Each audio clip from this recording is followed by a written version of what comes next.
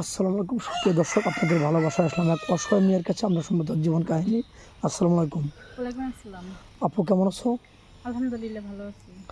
ও, যাই হোক, তোর নাম তো তমা না? জি, আমার নাম তামা। তোমার বয়স জানো কত? 24+। 24+। জি।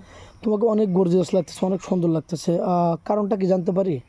বেড়াতে আসছিলাম বান্ধবীর বিয়েতে, তাই ও, সেই পোশাকেই ভাবলাম যে একটা প্রতিবেদন দিয়ে যেহেতু কোনো সাড়া পেলাম না নাকি? হ্যাঁ, এখন একটা ভালো মনের মানুষ পেলাম না। আচ্ছা, তোমার এত সুন্দর চেহারা, যে বিয়ে বাড়িতে গেলে, একটা অনুষ্ঠানে গেলে কেউ তোমাকে পছন্দ করেনি?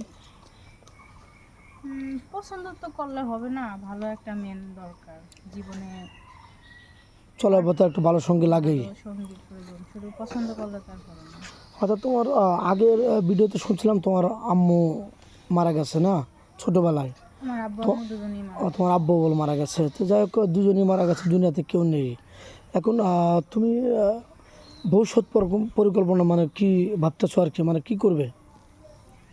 আসলে ভবিষ্যতের কথা তো কেউ বলতে পারে না। দুঃখের সাথে বলতেছি, আমি একটা ভালো মনের মানুষ চাই। আসলে জীবনে পারফেক্ট মানুষ না হলে চলা যায় না, জীবনটা অনেক কঠিন হয়ে দাঁড়ায়। যদি অবশ্যই। ভালো একটা মনের মানুষ থাকে পাশে, তাহলে জীবনটা অনেক সহজ হতো বা সহজভাবে বাঁচতে পারতাম। এই জন্য আপনাদের ক্যামেরার সামনে বারবার আসি, যেন ভালো একটা মনের মানুষ আমি পাই, তার পাশে আমি সারা জীবন সুখে থেকে থাকবো। আচ্ছা, তুমি তো মুসলমান না, নামাজ কালাম তো পড়ো? হ্যাঁ, আমি মুসলমান।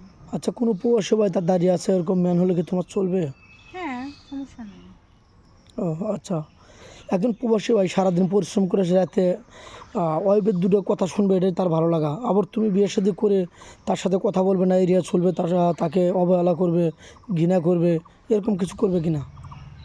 না, এরকম কেন করবো? স্বামীর পায়ের নিচে স্ত্রী বেহেশত। যে যে নারী বুঝে স্বামী ছাড়া কোনো মেয়ের কোনো দাম নেই, মূল্য নেই, সে কখনো স্বামীর সাথে সাথে খারাপ আচরণ করবে না, ভালো আচরণই করবে স্বামীর সাথে। সত্য বলছো তো? জি।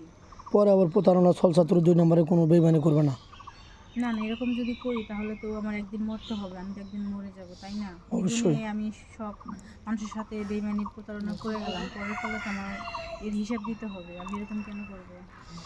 আচ্ছা, যাই হোক, তোমার যেহেতু বাবা মা নেই, তুমি শ্বশুর শাশুড়িকে তো নিজের বাবা মার মতো তো ভালোবাসতে পারবে বা বুকে আগলে রাখতে পারবে। আমার বাবা মা নেই, আমি শ্বশুর শাশুড়িকে আমার নিজের বাবা মার মতো ভালোবাসি।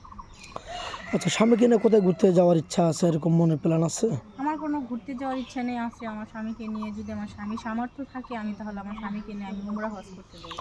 অনেক সুন্দর কথা, সচরাচর এই ধরনের কথা কেউ বলে না, খুবই ভালো লাগলো। যাই হোক, তুমি কি ফোন কিনেছো আদৌ?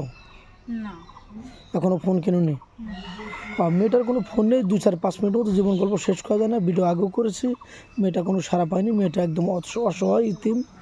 তো যাই হোক, আমাদের নাম্বার দেওয়া থাকবে, কেউ ভিডিও কল দেবেন না, ভিডিও কল দিলে ব্লক করতে বাধ্য হবো। ভালো থাকবেন, সুস্থ থাকবেন, এই বলে শেষ করে দিলাম। আল্লাহ হাফেজ।